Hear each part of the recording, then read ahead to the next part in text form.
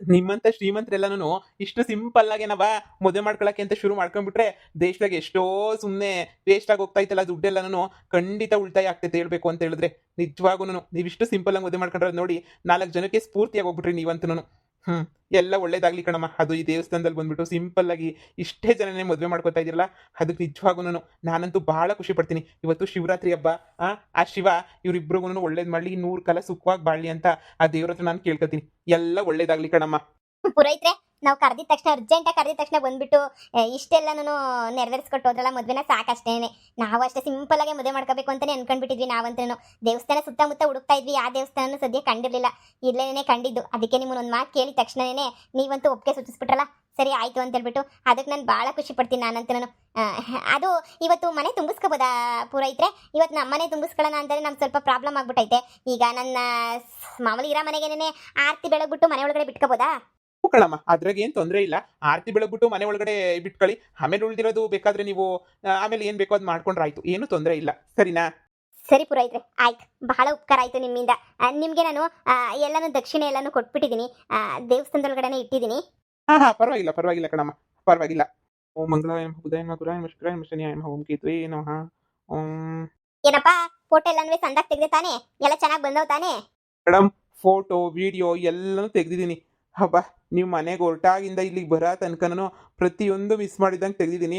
ನಿಮ್ಗೆ ಇನ್ನೊಂದು ವೀಕ್ ಒಳಗಡೆನೆ ಫೋಟೋಸ್ ಎಲ್ಲ ನಿಮ್ಮ ಕೈ ಸೇರುತ್ತೆ ಮೇಡಮ್. ನೋಡು, ಆಲ್ಬಮ್ಸ್ ಎಲ್ಲ ಸ್ವಲ್ಪ ಕಾಸ್ಟ್ಲಿ ಆದ್ರೂ ಪರವಾಗಿಲ್ಲ. ಕರಿಷ್ಮಾ ಆಲ್ಬಮ್ ಬರುತ್ತಲ್ಲ, ಕರಿಷ್ಮಾ ಆಲ್ಬಮ್ನೇ ಮಾಡ್ಕೊಂಡ್ಬಿಟ್ ಬಾ, ಓಕೆನಾ? ಸ್ವಲ್ಪ ನನಗೆಲ್ಲ ಮೇಲ್ ಮಾಡು, ಎಲ್ಲ ಫೋಟೋಸ್ ಅದು ಇದು ಎಲ್ಲನೂ. ಆ ಮೇಲಲ್ಲಿ ನಾನು ಎಲ್ಲನೂ ಚೆಕ್ ಮಾಡ್ತೀನಿ, ಓಕೆನಾ? ಓಕೆ ಸರ್, ಆಯ್ತು ಆಯ್ತು, ಎಲ್ಲ ರೆಡಿ ಮಾಡ್ಕೊಂಡು ಬರ್ತೀನಿ. ಇಷ್ಟೊಂದು ಸಿಂಪಲ್ ಆಗಿ ಅರ್ಜೆಂಟ್ ಆಗಿ ಮದುವೆ ಆಯ್ತು ಅಂತ ಹೇಳ್ಬಿಟ್ಟು ನಿನ್ಗೇನು ಬೇಜಾರಾಗ್ತಾ ಇಲ್ಲ ತಾನೇ? ನಾನು ಸ್ವಲ್ಪ ಗ್ರಾಂಡ್ ಆಗಿ ಮದುವೆ ಮಾಡ್ಕೋಬೇಕು ಅಂತ ಏನೋ ಪ್ಲಾನ್ ಮಾಡಿದ್ದೆ. ಆದ್ರೆ ನೀನೇ ಅಲ್ವಾ ಅರ್ಜೆಂಟ್ ಆಗಿ ಮದುವೆ ಮಾಡ್ಕೊಂಡ್ಲೇಬೇಕು ಅಂತ ಈ ತರ ಎಲ್ಲಾನು ಡಿಸೈಡ್ ಮಾಡ್ಬಿಟ್ಟಿದ್ದು. ಇಲ್ಲಾಂದ್ರೆ ಇನ್ನೂ ಗ್ರಾಂಡ್ ಆಗೇನೆ ಮದುವೆ ಮಾಡ್ಕೋಬೋದಿತ್ತು. ಬೇಜಾರಿಲ್ಲ ತಾನೇ? ನಿಮ್ ಡ್ಯಾಡಿಗೆಲ್ಲಾನು ಹೇಳಿದ್ಯಾ ತಾನೇ?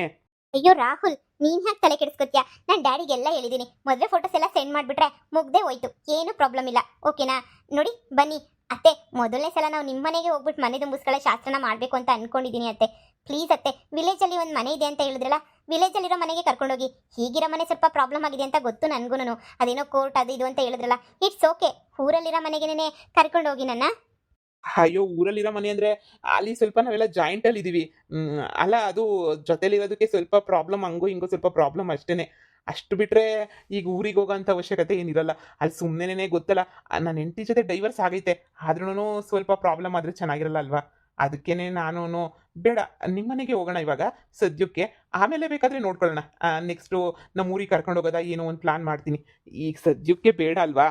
ಹ್ಞೂ ಕಣಮ್ಮ, ಆ ಹಳ್ಳಿನಾಗ ನೀನು ಒಂದಿನೂ ಇರಕ್ಕಿಲ್ಲ. ಆ ಹಳ್ಳಿನಾಗ ನನ್ನ ಕೈಲೇ ಇರೋಕ್ಕಾಗಲ್ಲ. ನೀನು ಹೆಂಗಿರ್ತೀಯ? ಹಾಂ, ನೋಡು, ಏನು ತಲೆ ಕೆಡಿಸ್ಕೊಳ್ಳೋದೇನಿಲ್ಲ. ನಮ್ಗೆ ಸ್ವಲ್ಪ ಮನೆ ಪ್ರಾಬ್ಲಮ್ ಆಗೈತೆ, ಅದೆಲ್ಲ ಕ್ಲಿಯರ್ ಆಗ್ಬಿಡ್ತೈತೆ. ಇನ್ನೊಂದು ತಿಂಗಳು 2 ತಿಂಗಳು ಎಲ್ಲ ಕ್ಲಿಯರ್ ಆಗ್ತೈತೆ. ಬೆಂಗಳೂರು ಮನೆ, ನಮ್ಮ ಫ್ಯಾಕ್ಟ್ರಿ ಎಲ್ಲ ನಮಗೆ ಸಿಗ್ತೈತೆ, ಏನು ತೊಂದರೆ ಇಲ್ಲ. ನೀನು ಇವಾಗ ನಿಮ್ಮ ಮನೆಗೆ ಹೋಗ್ಬಿಟ್ಟು ಮನೆ ತುಂಬಿಸ್ಕೊಳ್ಳೋ ಶಾಸ್ತ್ರ ಎಲ್ಲ ಮುಗಿಸ್ಬಿಡೋಣ. ಬನ್ನಿ ಮನೆಗೇ ಹೋಗೋಣ. ನೀವಿಬ್ಬರು ನೋಡ್ತಾ ಇದ್ರೆ ನನ್ನ ದೃಷ್ಟಿನೇ ಬೀಳಂಗೈತೆ. ಸದ್ಯ ಯಾವ ದೃಷ್ಟಿನೂ ಬೀಳ್ದಂಗಿರಲಿ. ಬನ್ನಿ ಆರತಿ ಮಾಡಿಬಿಟ್ಟು ನಾನೇ ಮನೆ ತುಂಬಿಸ್ಕೊತೀನಿ. ಅಯ್ಯೋ, ಓನರ್ ಇನ್ನು 3 ದಿನಕ್ಕೆ ಮನೆ ಖಾಲಿ ಮಾಡಿಸ್ತಾರೆ. ಇವ್ರು ನೋಡಿದ್ರೆ ನಮ್ಮ ಮನೆಗೆ ಹೋಗೋಣ ಅಂತ ಬೇರೆ ಹೇಳ್ತಾವ್ರೆ. ಏನಪ್ಪ ಮಾಡಲಿ, ಇವ್ರಿಗೆ ಹೆಂಗಪ್ಪ ಹೇಳಿ? ಹೀಗೆ ಹೇಳಿದ್ರು ಪ್ರಯೋಜನ ಇಲ್ಲ. ಇನ್ನು 3 ದಿನದಾಗ ಇವ್ರಿಗೆ ಗೊತ್ತಾಗ್ತೈತಲ್ಲ.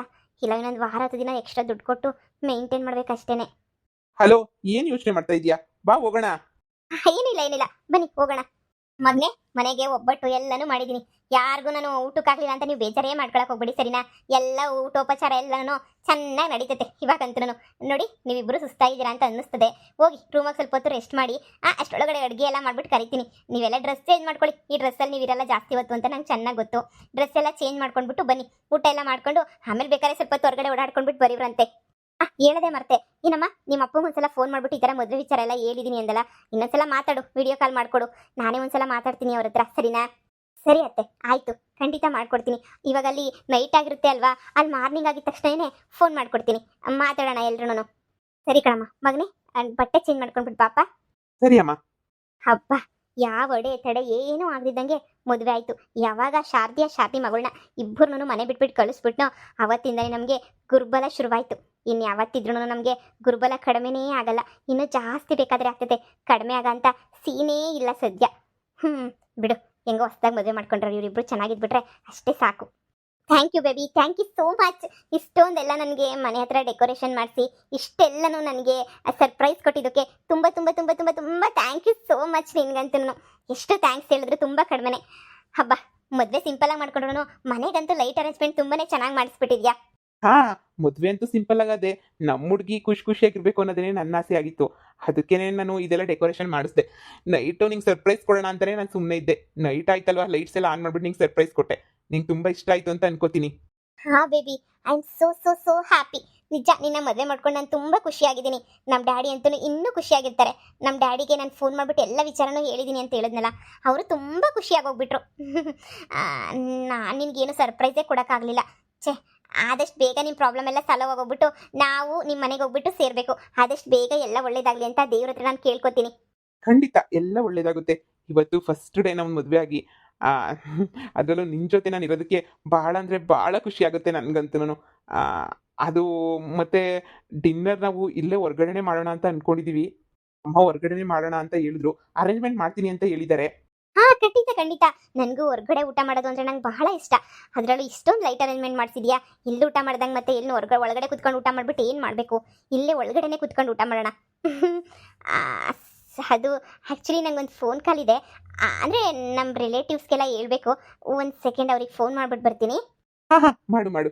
ವಾವ್, ಏನೋ ಮಗ್ನಿ, ಇಷ್ಟು ಚೆನ್ನಾಗಿ ಡೆಕೋರೇಷನ್ ಎಲ್ಲ ಮಾಡಿಸ್ಬಿಟ್ಟಿದ್ಯಾ. ಅಮ್ಮ, ಮದುವೆ ಖರ್ಚಂತೂ ಇಲ್ಲ.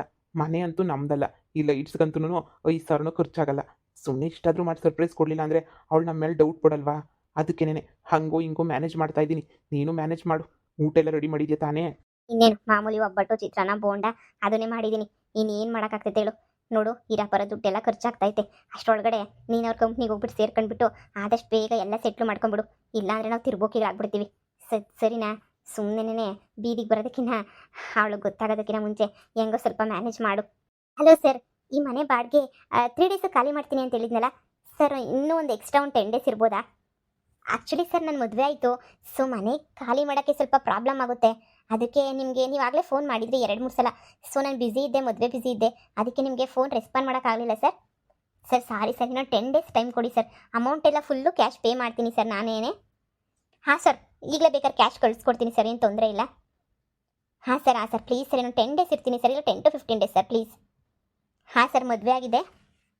Thank you sir, thank you. Okay sir, okay, PhonePe ಮಾಡ್ತೀನಿ ಸರ್ ನಿಮಗೆ ಇರೋ ಅಮೌಂಟ್ನ. ಓಕೆ ಸರ್ ಆಯಿತು ಸರ್. ಇಲ್ಲ, ಖಾಲಿ ಒಂದು 10 to 15 ಡೇಸ್ ಮ್ಯಾಕ್ಸಿಮಮ್ ಸರ್, ಖಾಲಿ ಮಾಡಿಬಿಡ್ತೀನಿ. ಓಕೆ ಸರ್ ಆಯಿತು.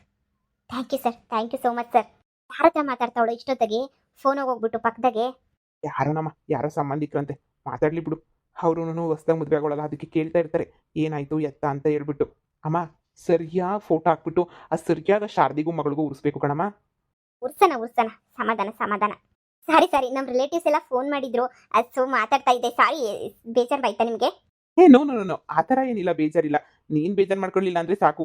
ಏನಪ್ಪ ಇಷ್ಟೊಂದೆಲ್ಲ ಹೇಳ್ಬಿಟ್ಟು ಇಷ್ಟು ಸಿಂಪಲಾಗಿ ಮದುವೆ ಮಾಡ್ಕೊಂಡ್ಬಿಟ್ಟ ಅಂತ ನೀನು ಬೇಜಾರು ಮಾಡ್ಕೊಳ್ಳಿಲ್ಲ ಅಂದರೆ ಸಾಕು. ಅಯ್ಯೋ, ಮದುವೆನೇನಿದೆ, ಸುಮ್ಮನೆ ಇರಿ. ಮದುವೆ ಗ್ರಾಂಡಾಗಿ ಮಾಡ್ಕೊತಾನೆ ಏನಾಗಬೇಕು. ನನಗಂತೂ ಸಿಂಪಲ್ ಅಂದ್ರೇ ಇಷ್ಟ. ಅತ್ತೆ ಬನ್ನಿ, ಡಿನ್ನರ್ಗೆಲ್ಲ ಪ್ರಿಪೇರ್ ಮಾಡಿದಿರಲ್ಲ, ಎಲ್ಲ ಇಲ್ಲೇ ಹೊರಗಡೆ ಕುತ್ಕೊಂಡೇ ತಿನ್ನೋಣ. ನೋಡಿದ್ರೆ ನನಗೆ ಸರ್ಪ್ರೈಸ್ ಕೊಡೋಕೆ ಇಷ್ಟು ಚೆನ್ನಾಗಿ ಲೈಟ್ ಅರೇಂಜ್ಮೆಂಟ್ ಮಾಡಿಸಿದ್ದಾರೆ. ಹೂ ಕಣಮ್ಮ, ನೀನು ಅಂದರೆ ನನ್ನ ಮಗನಿಗೆ ಬಹಳ ಇಷ್ಟ. ಬನ್ನಿ, ನನಗೂ ಹೊಟ್ಟೆ ಹಸಿತಾ ಇದೆ, ಡಿನ್ನರ್ ಮುಗಿಸೋಣ. ಹಾಂ, ಬಾ.